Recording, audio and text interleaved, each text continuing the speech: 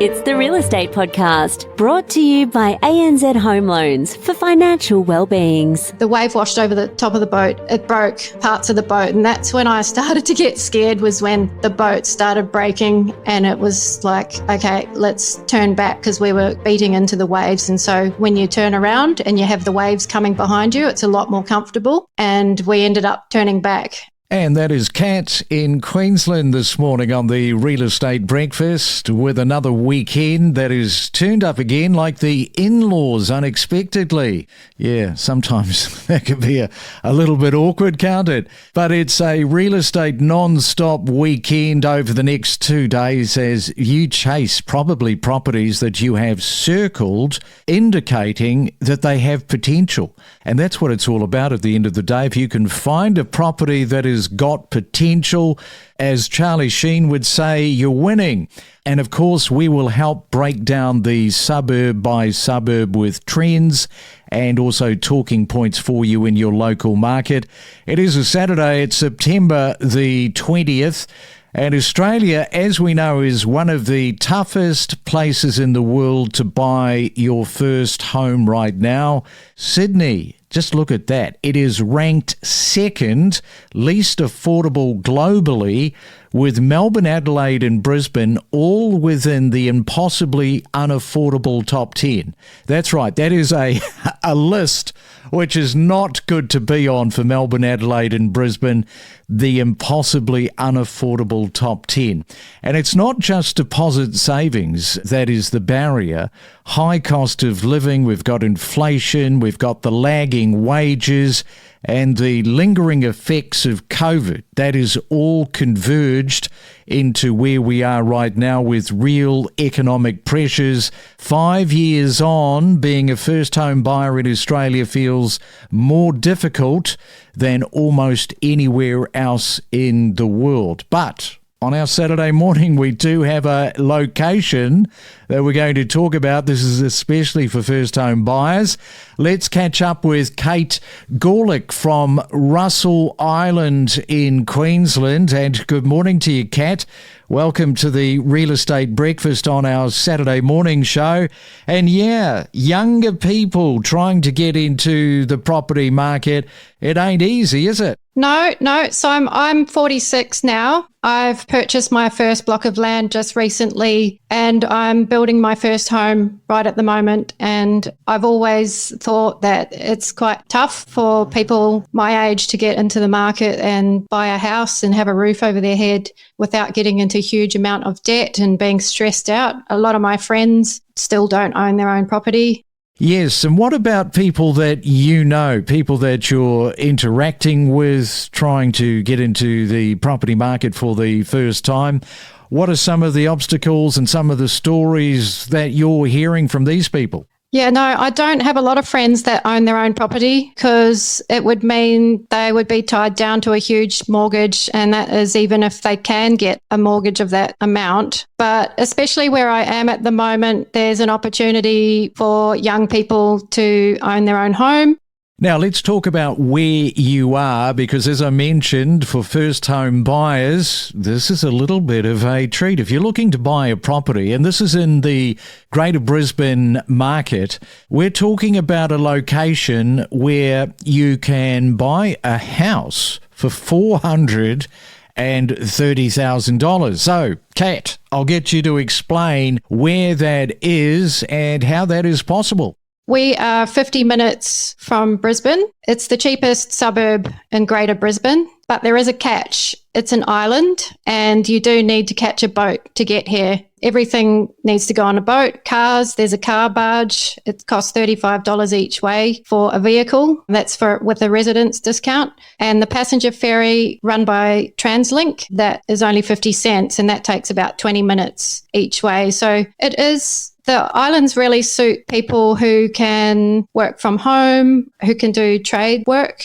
There's a lot of building and renovations going on here. The property market is growing by 20% every year. And so there's a lot of builders here. Because we are an island, it does have its inconveniences, and not everyone would be able to get by comfortably or happily on an island. I personally love it. Yeah, you say that there's a little bit of an inconvenience, but, for that price point of 430 grand, hey, people are happy to be inconvenienced because that is so under the radar in terms of where the property market for first home buyers are. Normally, you've got to buy yourself an apartment, a unit, etc. You can't get that piece of land with the house. So this is really great news. You've got the working from home aspect.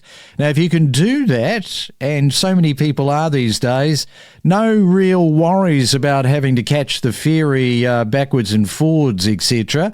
But yeah, a lot of people, you said, are being attracted into your area. What sort of people, I'm interested to know, who are moving there?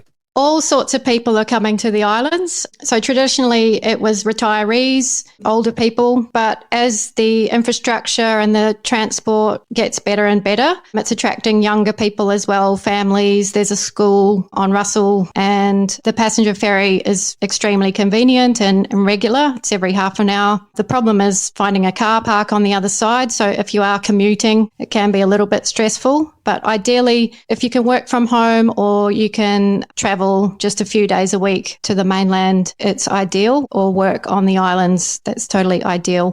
All right, we are talking to Kat there, and she's on Russell Island. When we come back, Kat has got a passion that she's really into. I wonder what that is. We'll find that out next after this. Explore new property destinations where you could live with exclusive interviews covering real estate news and market insights. So for people that haven't been to Mildura and they are totally oblivious to how the market is trending, tell us a little bit about it. So Mildura, essentially, I would say, is still classed as being cheap. When you compare to the prices that we have in the cities for houses, the average sale price in Mildura is about, I would say, $460,000 to $480,000 for a house. When you compare that to the city, obviously there is a big difference there. The rent yield is obviously strong also.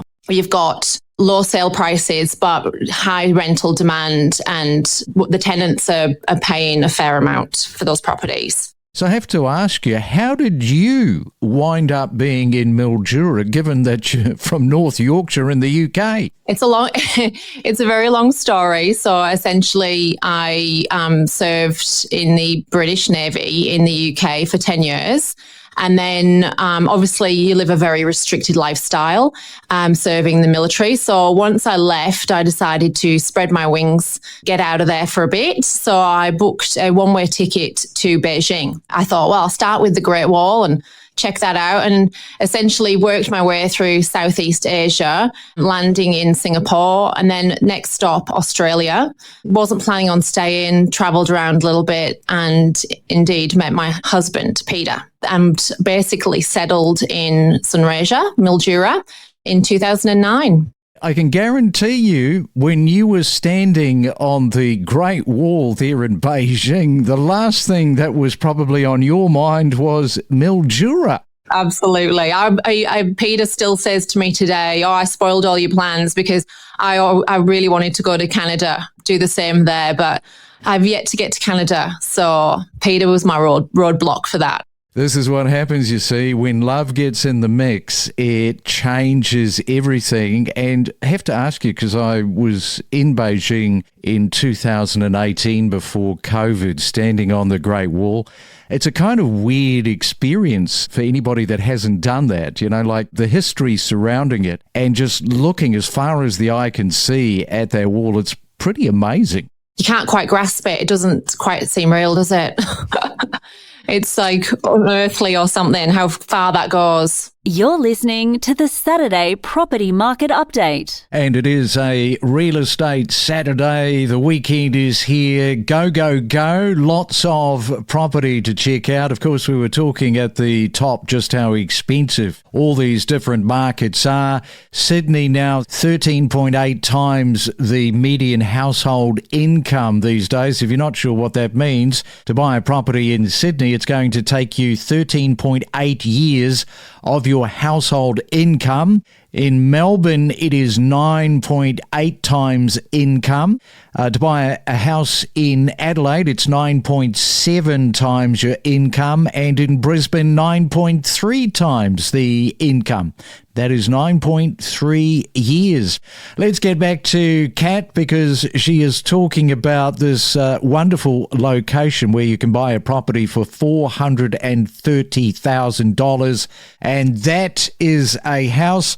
Kat, you've got a bit of a passion. Tell us a little bit about what you're up to when you're not selling real estate. Yep. So actually, it's quite interesting. When I bought my first block of land, I actually sailed to the islands on a sailboat and dropped anchor and bought some land. So I still have my boat. We bought that in 2013 in New Zealand, and me and my partner, we sailed through Fiji, Vanuatu, New Caledonia, and across to Australia. And then we ended up at the islands. So it's a perfect place if you love the water. There's so many beautiful islands to explore. All right, so you mentioned that you're sailing from New Zealand to Australia. What's one of the things that, because every sailor has a story where it was a scary moment. I mean, I couldn't think of anything worse personally myself, because I'm not a sailor. Although I will tell you a story. I went to the America's Cup in 1995, was rubbing shoulders with the New Zealand contingent there in San Diego. I've got a mate of mine who was a sailor, and I had the opportunity to go out. This was on a non-sail day with Team New Zealand to be the, 12th man or something. And I said, no, that's okay, don't worry. And this mate of mine said, why did you not go out? That is unbelievable. You'd probably say the same thing. I'm into a different type of sailing, and that's cruising, not racing. So we are not about speed, we're about safety, and we're not in a rush to get certain places, even though you do have to look at the weather and plan. So hang on. So if you're in my position and Team New Zealand says you can be the 12th person on the boat, you're not going out either? No, I would, just for the experience, because it's not often that you will get hurt in those races. It'd be a great experience. So back to that question, what's the number one scary moment that you've had?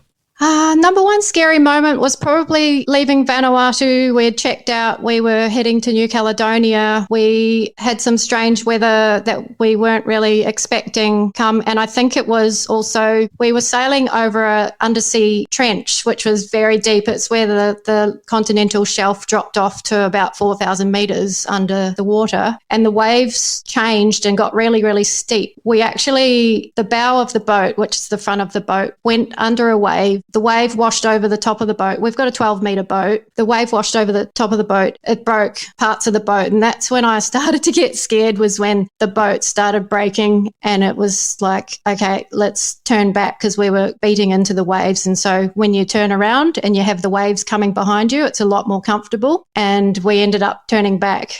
Wow, yeah. So that's good that you were able to do that and survive it. Otherwise, we wouldn't be talking about Russell Island this morning. Well, good story, Kat, and thanks so much for coming on to the Real Estate Breakfast on our Saturday morning show. Enjoy your weekend, enjoy your sailing, and have a great weekend. Thanks so much for having me, Craig. It's been awesome talking to you about the islands. I'm really passionate about this place, and I hope more younger people will think about coming over here, because we do need to change the demographic a little bit. From the emotion of property, the economic inflation, managing your expectations, lack of stock, price growth, construction appetite, days on the market. Stay informed with us and know your property. And you were telling me that you got involved in the real estate industry at the age of 18. Now, in a couple of weeks' time, you are retiring at the age of 34. You've sold your businesses, been in real estate, what is that, about 17 odd years? Correct. I'm very excited. I've worked my little butt off for the last 17 years. So now it's time for me to look after my life and actually have a life. If you do the job in real estate, you got to throw it all in there. You got to work after hours. You got to work 6 days a week every week. Plus Sundays, you got to answer your phone. You've got to be always on if you want to be successful or at the top end of your game. That's what I've done, and it's proof in the pudding because I started with nothing. I've now managed 36 staff members, 3 offices. But yes, I am excited to get out of the selling and listing side and get agents to the next level and get them selling. We connect you to the best real estate information across Australia. The Real Estate Podcast.